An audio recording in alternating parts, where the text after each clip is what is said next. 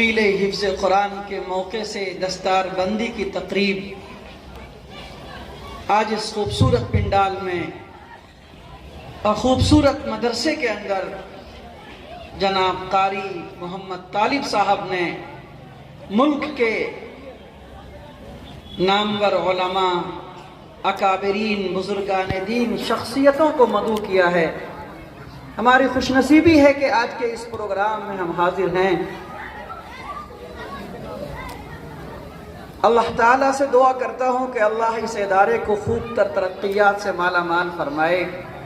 قاری محمد طالب صاحب کی علم و عمل کی جو طلب ہے، ان کی جو کوشش ہے، ان کی جو جد و جہد ہے، ان کے جو بلند عزائم ہیں، رب کریم غیبی نصرتوں کے ساتھ اس کی تکمیل فرمائے۔ یہاں اسٹیج پہ بڑے بڑے اکابرین، علماء اور دانشوران تشریف رکھتے ہیں۔ قبل اس کے کہ میں چند باتیں عرض کروں اور چند منٹ میں اپنی بات کو سمیٹوں، ڈوریا سوناپور کے اس گاؤں میں آج کے اس پروگرام میں یہ شکایت کرنا چاہتا ہوں کہ ایک علم و ادب کی بستی ہے، ایک بڑا نام ہے اور بڑے بڑے علماء اور صلحاء یہاں سے پیدا ہوئے اور اکابرین جمعیت کے ساتھ خصوصی طور پہ اس گاؤں کو وابستگی رہی ہے۔ اس گاؤں میں شیخ الاسلام حضرت مولانا سید حسین احمد مدنی نور اللہ مرقدہ کے مبارک قدم پڑے ہیں۔ یہاں کے لوگ ان کے فیض یافتہ رہے ہیں اور ایک جمعیت سے ان کو خصوصی وابستگی اور اکابرین سے خصوصی دلچسپی رہی ہے۔ ہم لگ بھگ 2 گھنٹے سے یہاں ہیں اور بچوں کا پروگرام سن رہے ہیں، لیکن جو گاؤں کی دلچسپی ہونی چاہیے، عوام کی دلچسپی ہونی چاہیے، مسلمانوں کی دلچسپی ہونی چاہیے، اپنے مدرسے کے ساتھ انہیں نسبت ہونی چاہیے، وہ بچے جو آپ کے گاؤں کے بچے ہیں، جنہوں نے شاندار قرآن کریم کی تلاوت کی، جنہوں نے خوبصورت نعتیں پڑھی، نظمیں پڑھی، مکالمے پیش کیے، اردو میں تقریر کی، انگریزی میں تقریر کی، ہندی میں تقریر کی اور بچیوں نے بھی اپنا مظاہرہ کیا۔ آپ کو سمجھنا چاہیے کہ یہ آپ کے بچے ہیں، آپ کو یہ باور کرنا چاہیے کہ یہ آپ کی دھرتی کا یہ خوبصورت پودا ہے۔ آپ کھیت اور کھلیان میں بڑی محبت کے ساتھ گیہوں اگاتے ہو، مکئی اگاتے ہو اور کھیت و کھلیان میں سبزیاں اور پھل اور فروٹس پاتے ہو، لیکن جو پھل مدرسے کے صحن کے اندر اکابرین علماء کے ذریعے سے، حفاظ کرام کے ذریعے سے، علماء کے ذریعے سے، قرہ کے ذریعے سے آپ کے مدرسے میں لگایا جاتا، یہ پھل قرآن کریم کا پھل، یہ پھل سنت نبوی کا پھل اور یہ پھل دین و مذہب، سنت و شریعت کا پھل ہے، آپ کے مدرسے میں لگایا جاتا۔ آپ کو یہ نہیں کہا جاتا ہے کہ پھل کو فروخت کرو، پھل کو لے جاؤ، پھل کی قیمت دو، پھل کا معاوضہ دو۔ مدرسہ آپ کے سامنے میں اپنی محنت سے، اپنی جفاکشی سے، اپنی قربانیاں سے مانگ مانگ کر، بھیک کی جھولیاں پھیلا کر، دامن پھیلا پھیلا کر، شہر شہر، نگر نگر، ڈگر ڈگر، قریہ قریہ، گاؤں گاؤں بھیک مانگ کے آپ کے بچوں کو پھلدار پیڑ کی طرح آپ کے سامنے میں پیش کرتے ہیں۔ افسوس صد افسوس میرے مسلمان دوستوں، بھائیوں، آپ سے شکوہ ہے کہ آپ کو جو محبت پیش کرنی چاہیے تھی، بغیر پیسہ دیے ہوئے پھل خریدنا تھا، آپ وہ جذبہ، وہ محبت، وہ نسبت، وہ عقیدت، وہ پیار، وہ دلچسپی آپ نے نہیں دکھایا۔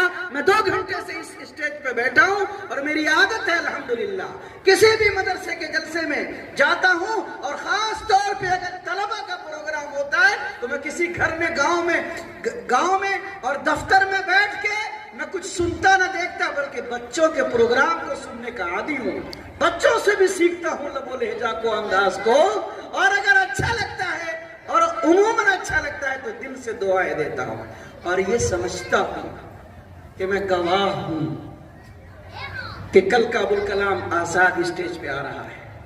میرا دل یہ کہتا ہے کہ میں گواہ بن رہا ہوں اسٹیج سے، کل کا نانوتوی آج اس اسٹیج پہ آ رہا ہے اور اس نیت کے ساتھ بیٹھتا ہوں کہ کل کا شیخ الاسلام اور شیخ الہند اسٹیج پہ کھڑا ہو رہا ہے۔ آج اگر میں یہاں بیٹھ کے سنوں گا تو قیامت میں اگر کچھ بخشش کا سامان نہ ہوگا تو فرشتے جن کے پیچھے، پاؤں کے نیچے قدمیں بچھاتے ہیں، ان کی باتیں سن کر کے گواہی میں بخشش کا سامان تیار کریں۔ ڈوریا سونا پور کے لوگوں، آپ خوش نصیب ہو کہ آپ کے گاؤں میں ایک بڑا مجمع علماء کا، اکابرین کا، صلحاء کا آیا ہوا ہے۔ اللہ تعالیٰ میں نے جو باتیں کہی ہیں درد کے ساتھ اور تکلیف کے ساتھ اور قلق کے ساتھ کہی ہیں، آپ کو اس بات کو یاد رکھنا چاہیے اور آئندہ کے لیے پلے باندھنا چاہیے کہ جب کبھی آپ کے گاؤں میں، آپ کے مدرسے میں، آپ کے دین کے لیے پروگرام ہو تو آپ کو وقت دینا ہے، آپ کو شرکت کرنی ہے اور محنت کرنی ہے۔ میں یہ دیکھ رہا ہوں، ابھی رات میں ایک جلسے سے آ رہا تھا 12 استمبرار سے، ہروا چوک سے پورا وے، جب میں جو کی ہاٹ پہ آیا تو میرے خیال سے 9، 9:30 یا 10 کے آس پاس رات ہو رہی ہوگی، تو ہم نے دیکھا کہ کرکٹ کا ٹورنامنٹ چل رہا تھا، سخت ہوا چل رہی تھی، رات تھی، تاریکی تھی، لیکن جو نوجوانوں کا جوش اور جذبہ تھا، چھکے کے اوپر اور چوکے کے اوپر اور کمنٹری کے اوپر جو وہ داب دے رہے تھے، اچھل اچھل کے لگ رہا تھا کہ کوئی گھر کا بچہ عالم بن گیا ہے، مولوی بن گیا ہے، مفتی بن گیا ہے، قاسمی بن گیا ہے، ندوی اور مظاہری بن کے کسی بچے کے سر پہ دستار باندھی جا رہی ہے، اس کا بھائی اچھل رہا ہے، خوشیوں کے ترانے گنگنا رہا ہے۔ ہائے ہائے ہائے، اے نوجوانوں سنو، کان کھول کے سنو، دل کے کان سے بھی سنو، سر کے کان سے بھی سنو، آنکھوں سے بھی سنو، اور دل میں جو آنکھ ہے اس کو بھی کھول کے سنو۔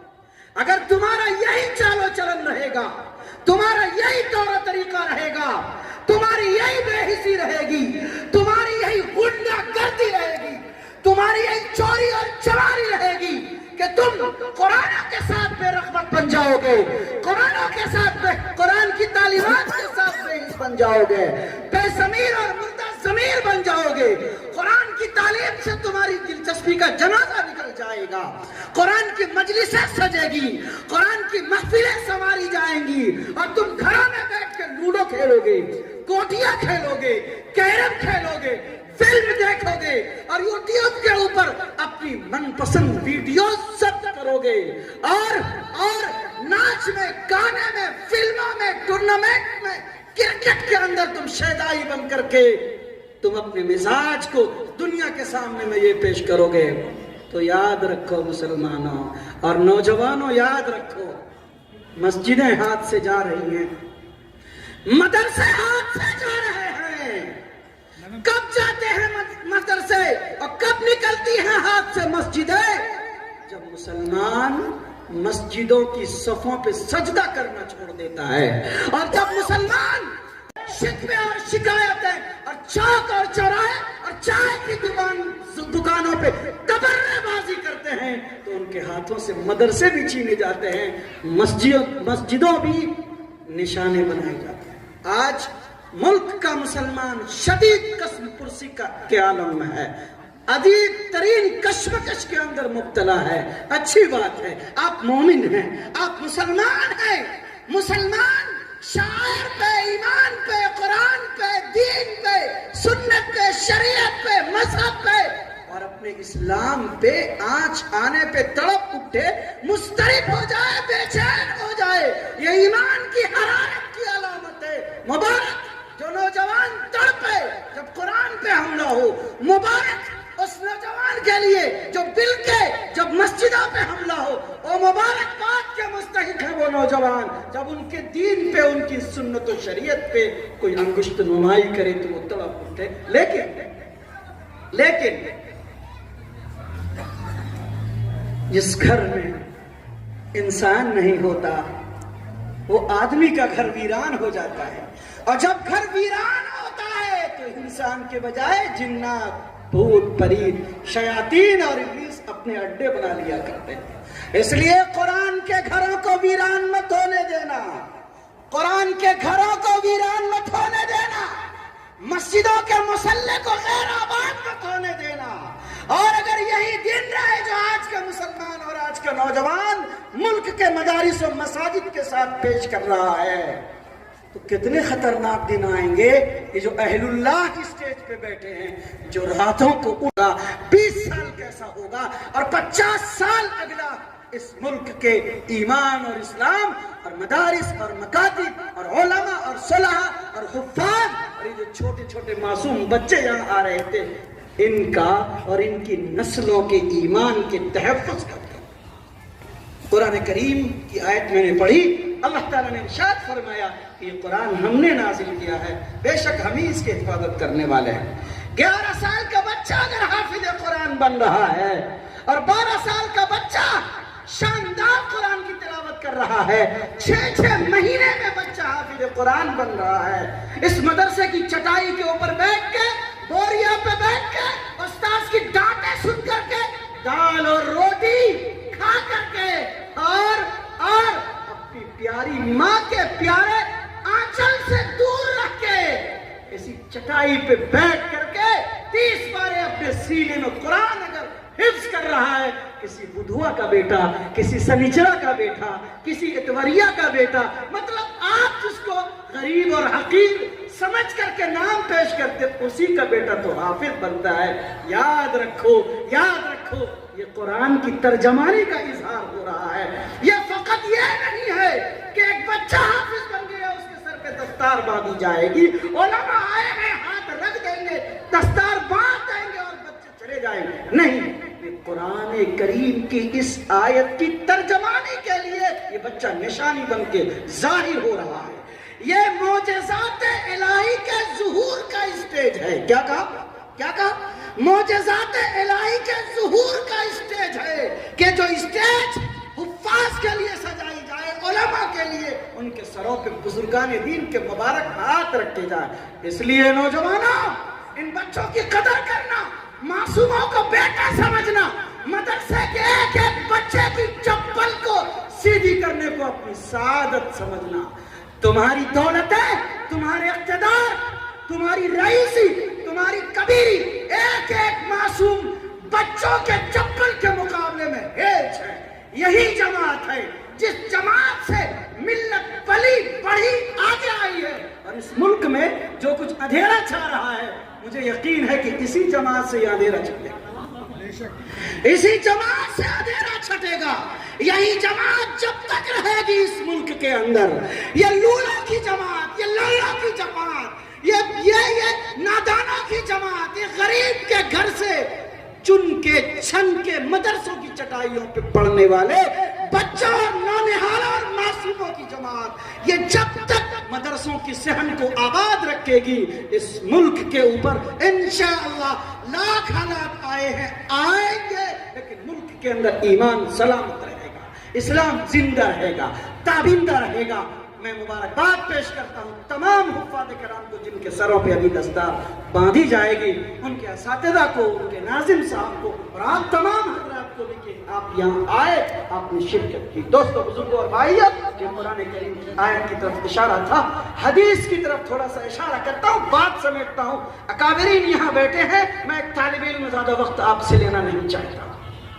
حضرت عمر فاروق رضی اللہ عنہ سے روایت مروی ہے اور مسلم شریف کے اندر یہ موجود ہے۔ آپ صلی اللہ علیہ وسلم نے ارشاد فرمایا کہ قرآن کریم کے ذریعے سے اللہ تعالیٰ قوموں کی تعمیر ہوتا ہے، قوموں کی تنزلی، اور اس کی لٹیا ڈبونے کے لیے قرآن کریم بھی بعض مرتبہ بیچ میں آتا ہے۔ دوستو، یہ کیوں ہوتا ہے؟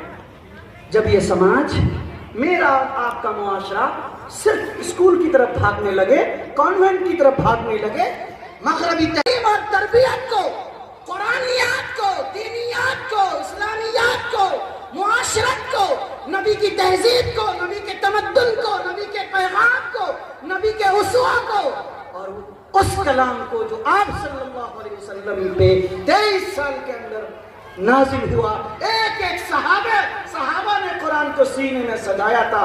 جب یہ قوم اس قرآن سے سینے کو سجائے گی، لو لگائے گی، محبت کرے گی، قرآن کے اوراق کو، قرآن پڑھنے والے، پڑھانے والے، تعلیم و تربیت کا غلغلہ جمانے والے، ان کو اپنی آنکھوں کا سرما بنائیں گے، تو اللہ تعالیٰ اسی قرآن کے صدقے میں، اسی کی برکت سے قوموں کی تعمیر و ترقی فرمائیں گے، قوموں کی تعمیر و ترقی فرمائیں گے۔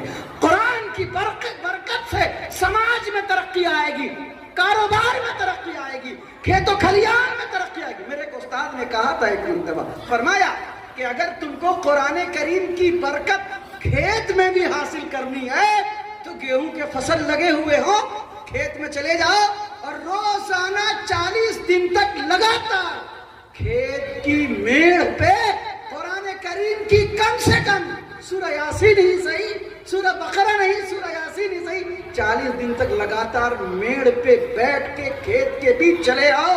گیہوں کاٹنے کے وقت میں ناپ لینا, پچھلے سال کے گیہوں جتنا ہوا تھا دگنا اس سال اس کے اندر گیہوں آیا. دوستو بزرگ اور بھائیوں, میں ایک مرتبہ امارت شریعہ کے دفتر میں تھا. مولانا مفتی جنید عالم صاحب قاسمی دامت برکاتہم, جو اب وہاں نہیں ہے, اپنے چمپارن کے اندر ادارہ چلاتے ہیں, پرواری شریف کے اندر ادارہ چلاتے ہیں.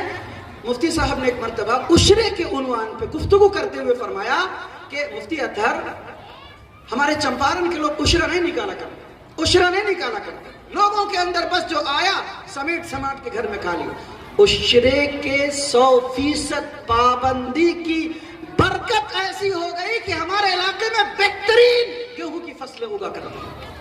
تو یہ ظاہر سی بات ہے کہ شریعت و سنت کی پاسداری ہے. بزرگوں اور دوستوں اور بھائیوں, خاص طور پہ میں نوجوانوں سے مخاطب ہوں کہ قرآن کریم آپ کے گھر میں ہے, قرآن کریم آپ کی مسجد میں ہے, قرآن کریم آپ کے مدرسے میں ہے, قرآن کریم تمہارے موبائل میں ہے. جس موبائل میں رات دن تم فوش فلمیں دیکھتے, گانے سنتے, چیٹنگ کرتے ہو, رات 11 بجے, 12 بجے, 2 بجے, 4 بجے تک میرا نوجوان سڑک کے کنارے میں اپنے سرکل کے دوستوں کو بیٹھ کر کے لے کر کے چیٹنگ کرتا رہتا ہے. اسی موبائل میں قرآن کریم بھی ہے, ترجمہ بھی ہے, تفسیر بھی ہے. رشتہ قائم کرو, رشتہ قائم کرو.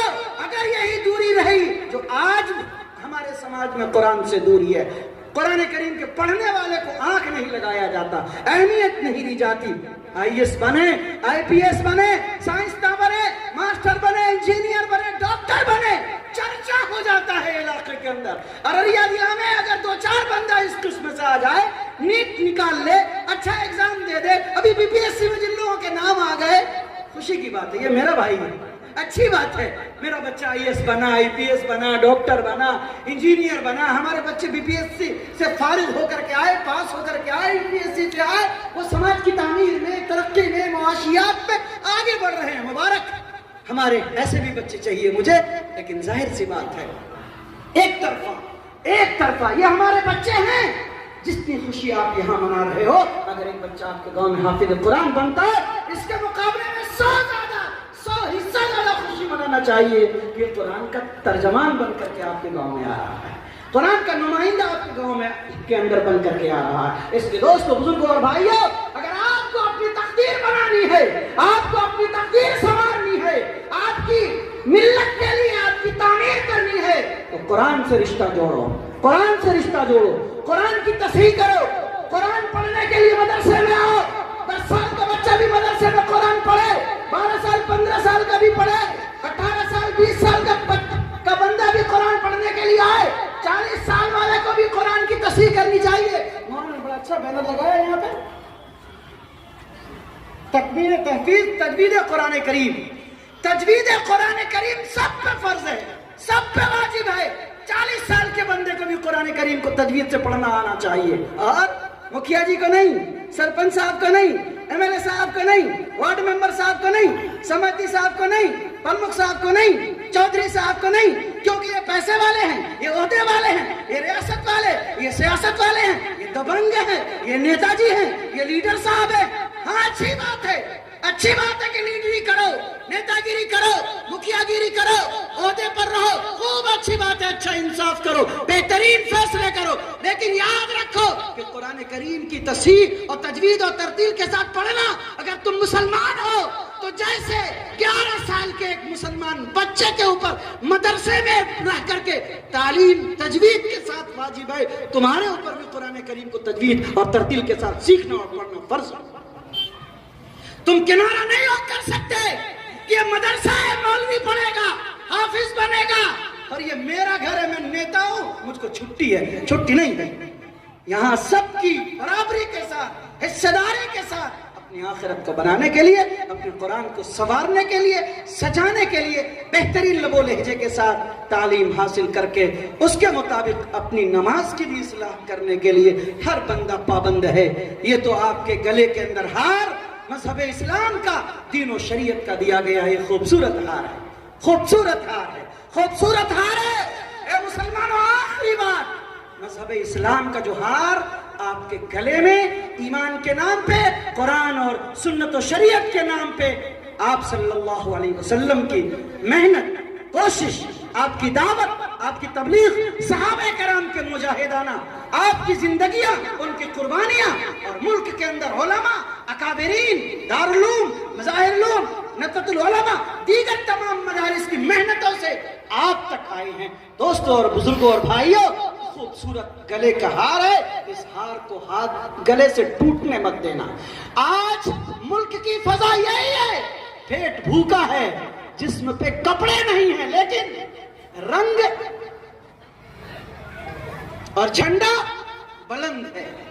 اے مومنہ، یہ تاریخ تو تمہاری تھی، تم بھوکے رہتے، پیاسے رہتے، غریب رہتے، دلی کماتے، ممبئی رہتے، حیدرآباد، کولکاتہ، لکھنؤ اور ان شہروں کے اندر تمہارے بیٹے کماتے، لیکن اسلام کا جھنڈا تم بلند کیے رہتے، اسلام کا ترجمان بن کے رہتے، چہرے پہ داڑیاں رہتی، سر پہ ٹوپیاں رہتی، پانچوں وقت کی نماز پڑھتے۔ میں ہمیشہ کہتا ہوں، میرا سیمانچل غربت کے اندر پورے ملک کے اندر مشہور ہے۔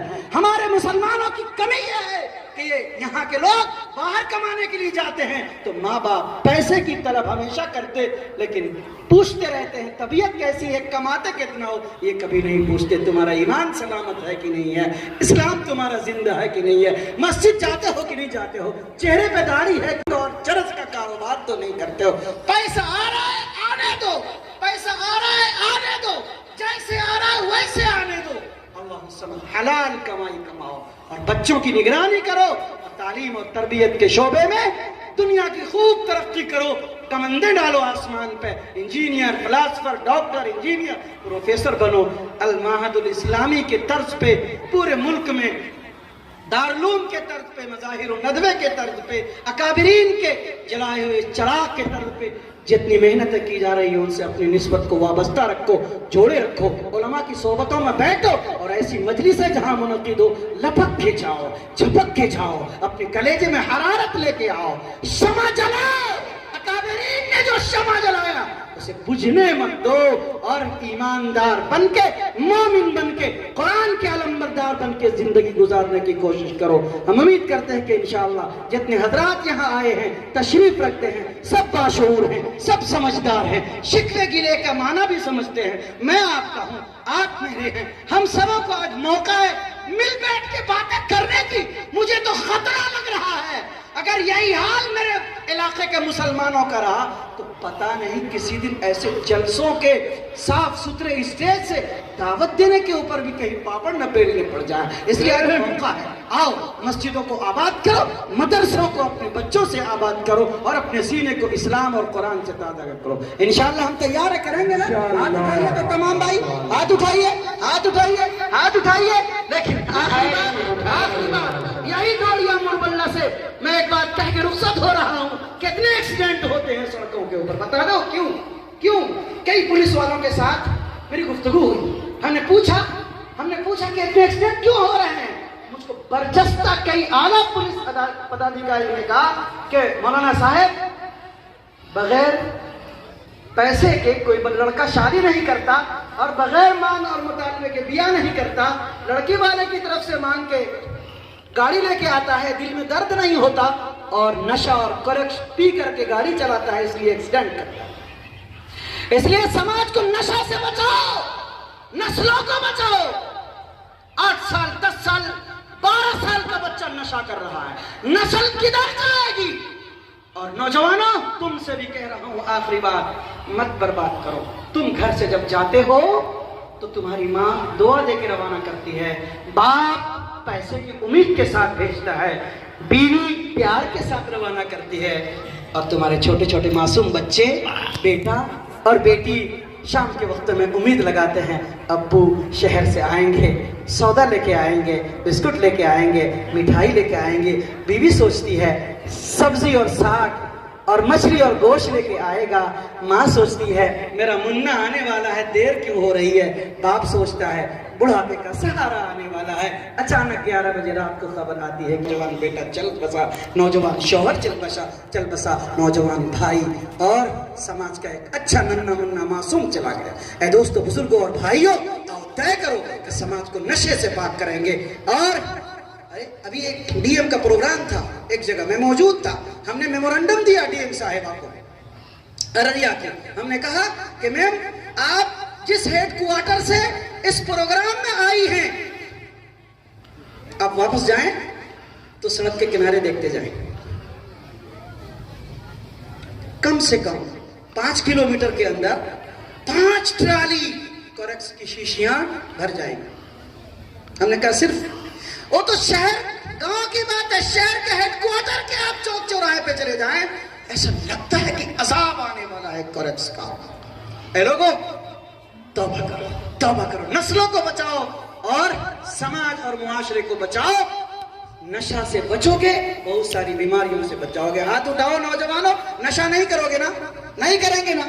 پکا نشہ نہیں کریں گے، نشہ نہیں کریں گے نا، نشہ نہیں کریں گے نا؟ نکاح بھی آسان اور سنت کے مطابق کریں گے۔ اس مجمع کے حوالے سے یہ بات کہہ کے جا رہا ہوں، مختصر کیجیے۔ کل میں ایک پروگرام میں تھا، ایک مولانا مجھے ملے، عالم دین، بڑے بزرگ، کہنے لگے مفتی صاحب میں ارریہ کے رہنے والا ہوں لیکن میری شادی اعظم گڑھ میں ہے۔ تو میں نے کہا کہ ایسا کیسے ہو گیا؟ تو مولانا کہنے لگا میری شادی اعظم گڑھ میں ہے۔ یوں ہوا کہ عشاء کی نماز کے بعد لڑکی کے باپ نے خبر بھیجوائی کہ مولانا صاحب ہماری بیٹی سے تمہارا رشتہ طے ہونا ہے۔ تو ہم نے سوچا کہ طے ہونا ہے، مشورہ چل رہا ہے۔ فجر کی نماز کے بعد امام صاحب نے سلام پھیرا، سلام پھیرنے کے بعد امام صاحب کھڑے ہو گئے، خطبہ پڑھنا شروع کیا۔ خطبہ پڑھا تو میں نے کہا کہ یہ غضب ہو گیا، سلام پھیرنے کے بعد خطبہ پڑھنے کا کیا معنی ہے؟ خطبہ پڑھا تو ایجاب و قبول کے لیے میرا نام پیش کیا، لڑکی کے باپ موجود تھے، 2 گواہ کو رکھا اور میری شادی کر دی اور کہا کہ شام کو رخصتی لیتے چلے جانا۔ ایسا بھی نکاح ہوتا ہے اور میرے علاقے کے ہی وہ عالم دین ہیں، اس لیے آپ بھی کیجئے، طے کیجئے، کوشش کیجئے کہ سنت کے مطابق نکاح کیجئے، خرچے اخراجات مت کیجئے۔ پیسے بڑے قیمتی ہیں، ان پیسوں کو بچائیے، ان پیسوں کو بچائیے، لوازمات، فضولیات، رسومات، بدعات، خرافات کو خرچ مت کیجئے۔ بولیے تو بغیر پیسہ کے مختصر خرچے کے اندر سنت کے مطابق نکاح کریں گے؟ ایک مرتبہ ہاتھ اٹھائیے تو دکھائیے۔ اکابرین کا ایک مرتبہ حضرت مولانا حلیم اللہ قاسمی صاحب دامت برکاتہ ممبئی سے تشریف لائے ہیں، مولانا نور اللہ قاسمی صاحب دامت برکاتہ ممبئی سے تشریف لائے ہیں، دیگر یہاں معزز اکابرین آپ کے درمیان آئے ہیں۔ سنت و شریعت کے مطابق نکاح کا رواج دینے کی کوشش کیجیے۔ اللہ تعالیٰ مجھے اور آپ کو، ہم سب کو کہنے سے زیادہ عمل کی توفیق عطا فرمائے۔ وآخر دعوانا الحمدللہ۔ ماشاءاللہ۔